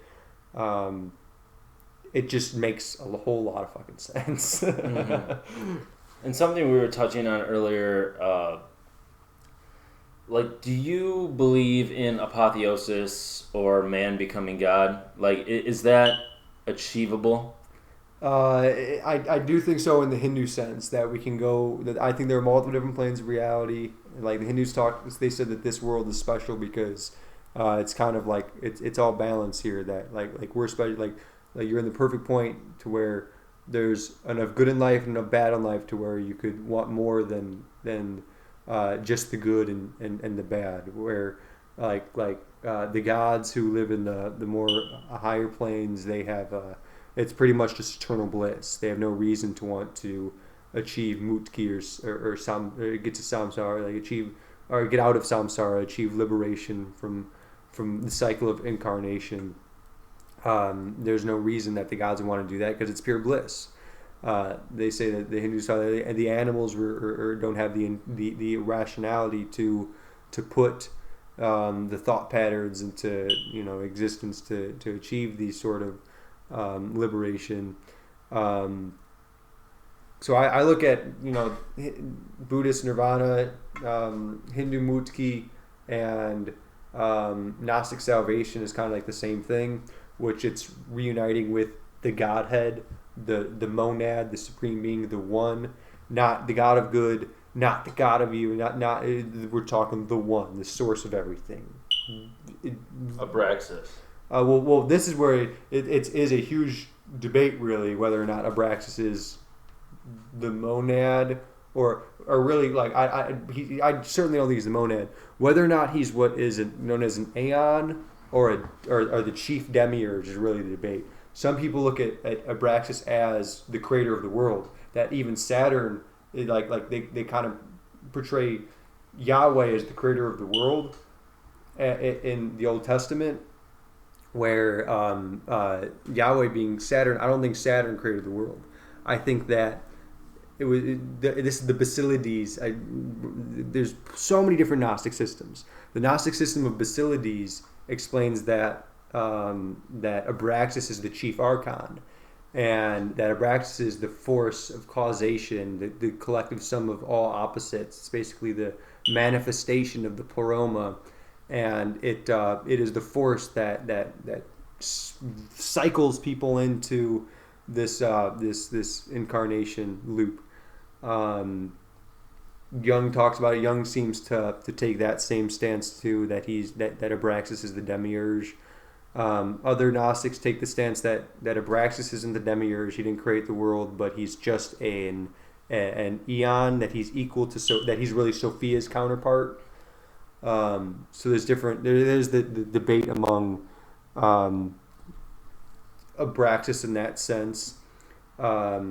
I certainly don't think many people, I've never heard anyone say that Abraxas is the monad. The God above God. Well, he is the God above God, but there's a God above God in that sense, where there's Abraxas, which is like, there's the pleroma, which is the Greek word for fullness. It is the collective sum of all opposites. It is the realm of the Godhead. And there are different layers of the pleroma, essentially. And the innermost layer is just singularity. But then as you get outwards, there's different emanations or spirits, or what's known as aeons, that come from the singularity, the monad. And they come in dual pairs. And Abraxas in some systems is said to be an aeon that exists within the pleroma. And that certain rituals were paying homage to, or were resonating with Abraxas, and using that force, which has its origin in the pleroma, where other people say that, other Gnostics explain that Abraxas is really just the chief demiurge, the force that creates the world and existence as we know it. And that's where I lean more towards. I think Abraxas is probably the chief demiurge. I doubt Saturn or Set created existence. It seems to me that Saturn is the shadow, the god of evil. Apollo, or the god of light, is the god of good. And then there's this god above gods that created the world, that is the demiurge. And then there is the god above that god, which is the Godhead, the supreme being, the one. We are all, which is mind itself. We're all existing in the Godhead. And the Godhead exists within all of us. And that's more or less the Basilides understanding of the universe, because other Gnostics will understand differently, but that's what Jung that's perspective he came from. That's really what I lean towards the most in regards to that. So one of the common criticisms of apotheosis and man becoming God is all of these occultist practitioners who have,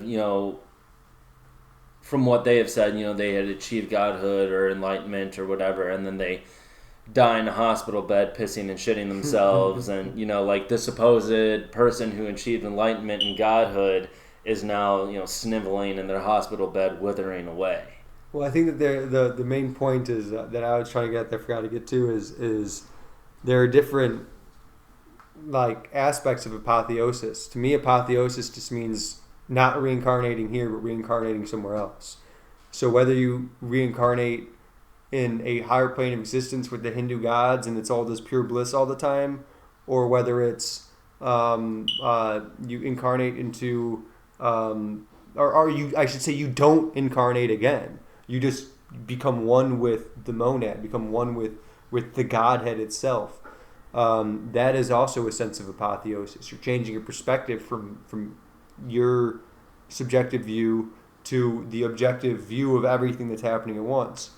And so that's a form of apotheosis. I think that there probably is, basically like astral planes where you could reincarnate, and probably is lesser heavens where it is more good, and or I should say more things we associate with good and less things we associate with evil. There are probably planes where there's more things that we call not so much fire and brimstone. They probably still got mansions, just the energies are a little bit different. What if this is heaven? What if this is what we've been trying to get to? Well, I kind of take the opposite perspective that this is hell. This is the lowest plane. That there is nothing worse than this. But that's the Agent Smith quote in The Matrix, where he's like, "We tried beauty and bliss and making a perfect society. You fucking hated it. So we gave you this, and now it seems like there's more coherence in society." So it's like there's also beauty in the struggle. Yeah. Like I my whole life I hate people telling me what to do. Yeah. And then so now with the mass stuff, it's almost like this was retrofitted for someone like me. Right. Like for my mind, like if we all have like our own realities or whatever, like this was the reality for me, where right. I can fight the system actively. I can walk into AGB without my mask and be like, yeah, fucking say something. Right. And so it almost seems like, well, this was what Ryan wants. He has this inability to conform with the rest of society, and so we're going to give him a fucking pandemic and all of this technocratic control so he can fight it, because that's what he wants to do. I definitely resonate with that as well. And I definitely think there's something there, just even from the Jungian psychology sense of from everything being mind and all being manifestation of the subconscious. Like it's kind of the your deepest desires in one way or another, whether they scare you or whether you want them or you want nothing else than them, will be manifested in one way or another. So it's kind of a similar way of looking at it, but I think that's a two-way street. I think it can be the most darkest, depraved, miserable experience, or it can be a very beautiful one. But even then, in the sense of this being the lowest realm of hell or whatever, like if this is really hell, mm-hmm. like it doesn't make any sense for me for hell to present itself like hell. Like if hell is real, it'd be exactly like this, where you would be most tormented. You would be most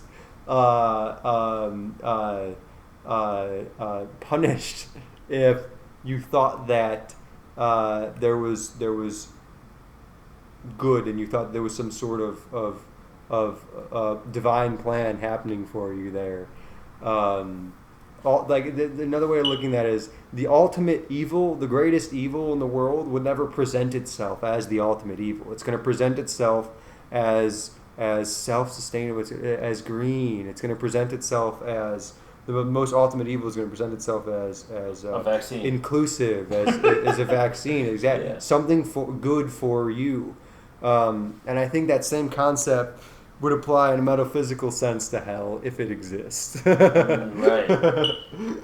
Oh man. So yeah, I think we already touched on that, and like ascending and descending. So there is no dissension from here. I don't really think so. I think it's pretty much just a cycle of incarnation on this world, and there are higher planes. You could look at like the layers of the atmosphere are metaphysical planes of reality. A lot of people describe it like that. I kind of lean towards that understanding. But I don't think that these atmospheric planes are the highest heavens. I understand the Gnostic sense of the pleroma, of the fullness. There being this plane, this kind of universe that is the collective sum of all opposites. That's the source of all existence. And that can't be a plane of all bliss. That can't be a place of all good. It has to be balanced out. It has to have the most lightest light and the most darkest dark. It has to have the most extreme heat and the most extreme cold. It has to be all of that in one, which would just really cancel everything out, and it'd just be beingness. For anyone listening, anything more deepest, in my opinion, the way to deeply understand the Gnostic concept of the pleroma is the 7 sermons to the dead, specifically Jung's first sermon and second sermon. The 7 sermons to the dead are by Carl Jung. A lot of people have different understandings of it. I truly think he was channeling spirits of the past when he wrote it. He in the 7 black books, or his journals, where the 7 sermons to the dead came from, he describes all this paranormal shit happening to him, spirits attacking him and scaring him and saying that we want your blood and all this shit. And then like how he started the 7 black books is with a question to himself. He started to think that all his psychology stuff was spooks, that it all didn't exist, and he wanted some sort of experience, like internal experience, to try and really understand everything he was teaching. And so he started journaling. He wrote to himself, my soul, where are you?" And that was how the 7 black books started. It was journals over the course of about 10 years, but at some point through it, he starts having some pretty freaky shit happening to him. He described him getting attacked by spirits, basically. And he says that he asked his soul, like, why are you sending this torment to me? Like, why are you sending these spirits that want my blood to me? Like, what do I do? What should I do? And this voice that came from inside of him, what he perceived as his soul, told him to give up, or something along those lines. And so that's when he essentially gave up. All these spirits that were essentially attacking him, he let them in. And that's where the 7, because he writes that he asked them, "What do you want?" And the spirits of the dead reply, "We want your light." Talking about his consciousness, we want your awareness, because the dead are just acting on impulse. Spirits are acting on subconsciousness. We're human, the living humans are the only beings in the world that have awareness, that have light, have aware awareness. And so he let these spirits into his consciousness, and to use his awareness to channel their understandings of the past. And this is where Jung wrote the 7 sermons to the dead. And he wrote it under the name Basilides, that Gnostic I mentioned before. And a lot of people's interpretation of the 7 sermons to the dead before the black books came out was that Jung was saying this to the past. He was trying to write to the past, like, this is how it really is. But in reality, this was the past speaking to him by way of the fucking dead, coming into his experience in what you would describe paranormally. So it's like Aleister Crowley allegedly wrote the Book of the Law, channeling this spirit, and it's no different with Jung and the 7 sermons to the dead. And the relevancy in what we were just saying is a beautiful description of Abraxas and humanity and life, and specifically what I was talking about was the pleroma is in the 7 sermons to the dead. And it's, I think, definitely a must listen for anybody trying to understand these metaphysical concepts, at least once. There's an audiobook on YouTube. Put that audiobook on fucking replay. Wow. Do you have any magical practices? Well, I mean, I'm much of a hermit myself, so anything I do is done solitarily. Really, the only thing that I do consistently is I say will before I eat. It's it's meant for a group, but it can be done by yourself. It's something that Crowley wrote about. It basically you knock 3 times, then you knock 5 times, then you knock 3 times. It's best to do it on wood, but it's That's why they say knock on wood. absolutely. It's an ancient tradition for good luck. Germanic tribes would knock on trees to channel the forest spirits for protection and guidance and for good fortune. So when you say knock on wood, it comes from this concept. You're channeling the forces of nature to give you good fortune. Wow. And so that's where the knock on wood thing comes from. Yeah. And Why so this 3, is where, 5, 3? So the 3, 5, 3, it adds to 11, and it's the only way to get to 11 in a balanced way. Like you could have The 4 and master 7. number, right? Yeah, Yeah. it symbolizes the duality, and like, cause it's both ones, but it equals 2, of course, and it's 2 ones, and so it's the only way to get to 11 in a balanced way. Like you could have 4 and 7, which equals 11, but it's the only way to get to 11 in a balanced way is 3, 5, and 3, and so you do that, and that becomes relevant for the very end. But then you just say, do as thou wilt shall be the whole of the law. It is my will to eat and to drink, so I may fortify my body thereby, so that I may accomplish the great work. Love is the law, love under will. And then you knock once. So the knocking of the once is, you started with the 3, 5, 3, which is 11, or 2, the duality. Then you end it with the 1 because it symbolizes the great work. The purpose of this ritual is to solidify, make real your intentions in this universe. My intention, people think that do as thou wilt is like a hedonist thing. It's not about just going with your impulses. It's about achieving your great work, becoming which is the great work, or opus magnum is just another word for Jungian individuation. It's what the alchemists talked about of turning lead to gold. It's making 2 into 1. It's about merging the subconscious parts of the mind with the conscious parts of the mind, making a new, complete mind. That's the great work, is making 2 1. That's what making lead to gold really is. It's merging the conscious and subconscious parts of the mind. And so, by saying this is your will before every meal, you are collapsing the waveform on your own subjective purpose. I don't believe part of nihilism is not believing in any sort of objective meaning in reality. I don't believe that we're here to enact God's plan so we can understand that He loves us so we can get into heaven. I don't believe in any of that. I think that the universe is a result of causation, just in a metaphysical way, and you're free to do whatever you want. You're free to make whatever purpose you could possibly have. And some of us choose to have the purpose of becoming a whole self, becoming a true individual, of merging all the different aspects of self, not embodying the yin, not embodying the yang, but becoming the yin yang. And that's what the alchemists were trying to do, and that's the goal of Thelema. Whether or not Crowley was a good guy, his work in explaining alchemy and the mysteries of the universe in his own way, really, honestly, going against the tradition that the people who have been practicing these sorts of things have had for generations at that point. He was spilling all the motherfucking beans, and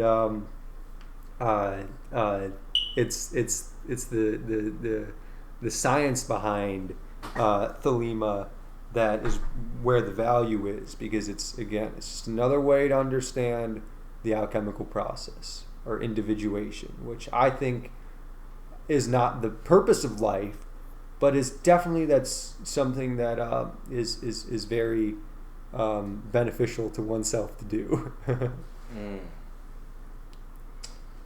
And so you touched on nihilism there. Do you want to explain your views? Yeah, so Renzo Novatore was an individualist anarchist in Italy before, or he died like literally the month Mussolini rose to power.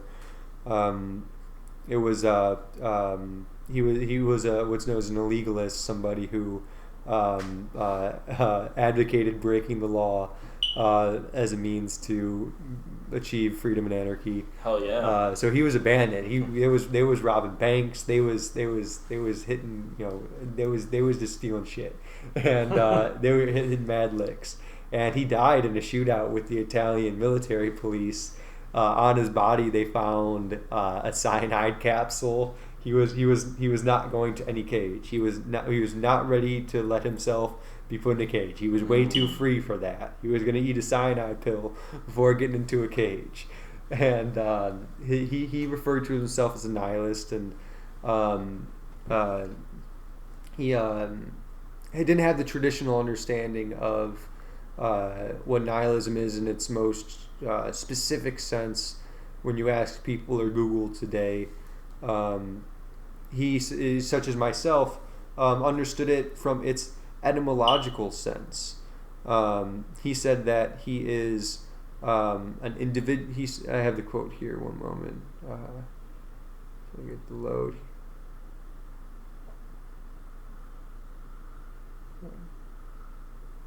Renzo Novatore said that he is. He is an anarchist because he is an individualist. He is an individualist because he is a nihilist. And then he said he understood nihilism in his own sense. To him, nihilism means negation. That's what its etymology is. It just means negation. Renzo Novatore said negation of every cult, of every religion, of every rule, and of every society. So a nihilist is somebody who actively, or from my understanding, a nihilist is somebody who actively tries to go out and destroy these social constructs that act upon as rulers, or as I like to say, false gods in people's minds. They deify these concepts, these ideas, and somebody who actively tries to destroy them is a nihilist. And we do this not for any moral greater good. Those are parts of the ideas we're trying to destroy. We do this because it pleases us. Nihilists like destroying these spooks not because we feel we have to or we should, but because it's fun. Nihilism doesn't just mean depressed, edgy teen. That's what the connotation of it is today. The most fun-loving, free people are nihilists. And I think of The Big Lebowski. The Big Lebowski, I'm not familiar. Yeah, it's a hilarious movie, and there's this scene, like someone robs the house or whatever, and it's like, yeah, man, I think I know that guy. He's a nihilist. And like aghast, like a nihilist. So that's kind of like what I think of when you say nihilist. Yeah, and there is something there because like Nietzsche, who admitted later on in his life finally that he was a nihilist. For a while he kind of denied it, or never admitted it at least. But his biggest critiques was on Christianity and nihilism, in the sense that he said that God is dead. What he meant by that was that the Christian understanding of God is dead, that nobody really believes in that shit no more. And so how is the world going to cope with the understanding that the moral the foundation for all their morals and views of the universe is just a bunch of bullshit? How is the world going to cope with that? And he talked about how most people are just going to fall into a sense of nihilism where nothing matters, and they should just, like, life is worthless and meaningless because we were wrong about what gave us meaning. And this is where Nietzsche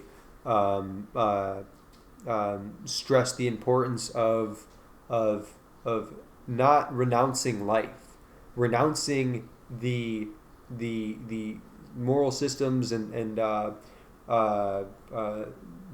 spooks that have given us false meaning, because it's illusory, and what should be exalted, what should be put on a pedestal, is existence itself, is life itself. Nihilists don't hate life, they don't hate existence. They hate, and we hate the things that limit life, that limit existence, and those are spooks. Those are the social constructs. And so again, a nihilist is some of the the most funny people in the world, the most fun-loving people in the world are nihilists. And it's because we exalt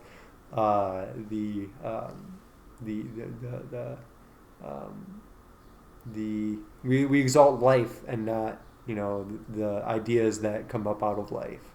So there's nihilism in conspiracy theory. Conspiracy theorists, debunking false narratives. Yeah, it's intrinsically connected, absolutely. And it's a shame a lot of times people don't realize what they're doing is being hardcore nihilists when they're like, no, that's bullshit. This is bullshit. That's bullshit. Like, you're being a nihilist when you're doing that. It's like I said, renouncing all of the spooks that have come up out of existence, putting existence itself on the pedestal.